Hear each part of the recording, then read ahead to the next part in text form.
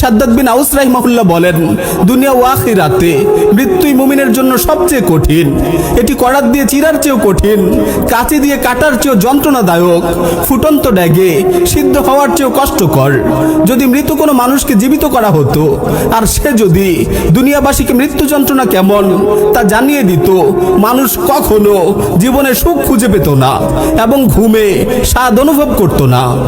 আমর বিন আস রাদিয়াল্লাহু আনহু বলতেন, আমি যদি জ্ঞানী বিচক্ষণ কোনো মরণাপন্ন লোককে পেতাম যে আমাকে বলতে পারত মৃত্যু যন্ত্রণা কেমন।